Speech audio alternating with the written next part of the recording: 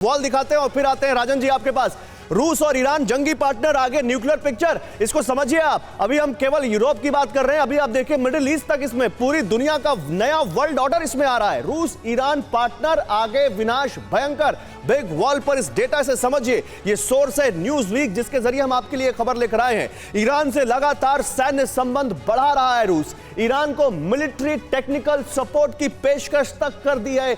Iran से ballistic missile ले सकता है रूस। मिसाइल से यूक्रेनी इंफ्रास्ट्रक्चर पर और भीषण हमले होंगे। मिसाइल के लिए ईरान संग रूस की पार्टनरशिप, ब्रिटेन की मिनिस्ट्री ऑफ डिफेंस का दावा है। ये यूएन में रूस के एम्बेसडर ने दावों को खारिज कर दिया है। लेकिन एक और बड़ी खबर देखिए, ईरान और रूस से जुड़ी हुई। रूस ईरान को देगा सुखोई 35 फ्लैंकर ई एयरक्राफ्ट। ईरान को ड्रोन मिसाइल के बदले एयरक्राफ्ट देगा, फाइटर जेट देगा।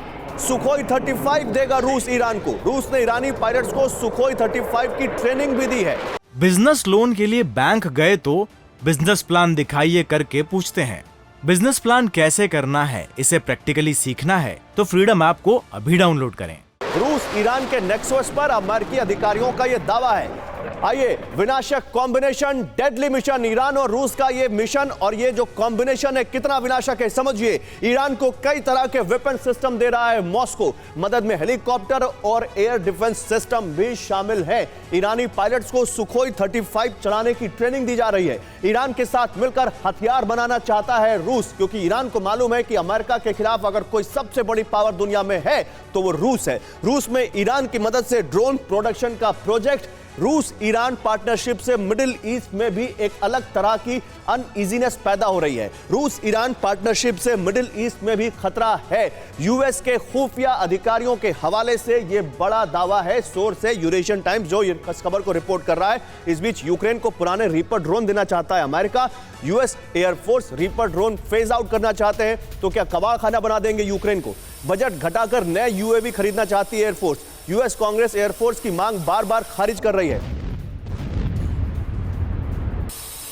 आइए जल्दी से आपको इस बारे में भी जानकारी देते हैं, लेकिन ईरान पर राजन जी से एक सवाल लेंगे। यूएस से MQ-9 रीपर ड्रोन की मांग कर रहा है यूक्रेन, और यूक्रेन को पुराने रीपर देना चाहती है यूएस एयरफोर्स, वो नए रीपर नहीं देना चाहते। यूक्रेन को रीपर ड्रोन देने पर उलझन में है पेंटागन, अमेरिका का डिफेंस जो वहां का मुख्यालय है। रूस को ड्रोन तकनीक रूस के पास जाने का डर है।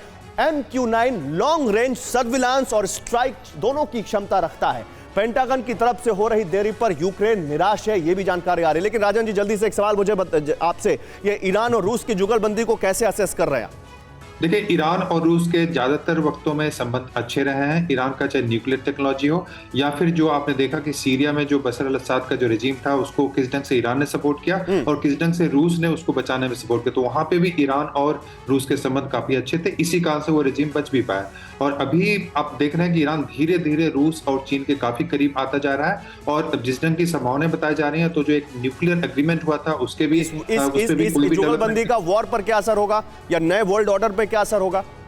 जी, नए वर्ल्ड ऑर्डर पे यह असर होगा कि अभी जो बाइपोलर वर्ल्ड जैसा सिचुएशन इमर्ज कर रहा है, जिसमें चीन रूस एक साथ है, उसमें एक दो कंट्री और शामिल हो सकते हैं। एक तो नॉर्थ कोरिया ऑलरेडी है और दूसरा उसमें ईरान भी शामिल हो सकता है। और ईरान जो मिडिल ईस्ट है वहाँ पे काफी पावरफुल कंट्री है। दूसरा कंट्री सऊदी अरबिया पावरफुल है, लेकिन सऊदी के पास इतनी मिलिट्री नहीं है जितना कि ईरान के पास है। ईरान का इन्फ्लुएंस सीरिया पे बढ़ता जा रहा है, इराक पे बढ़ता जा रहा है। तो उस पूरे रेजिम में जो गल्फ कंट्रीज हैं और प्लस जो इसके अलावा जो मिडिल ईस्ट के कंट्रीज हैं, वहाँ पे ईरान का प्रभाव बढ़ता जा रहा है। और ये इजराइल के लिए भी वहाँ पे प्रॉब्लम करेगा, या इजराइल का मतलब अमेरिका के लिए भी प्रॉब्लम करेगा। जनरल सुधाकर, एक छोटी सी टिप्पणी, आपकी समय नहीं है, 20 सेकंड सर, इसी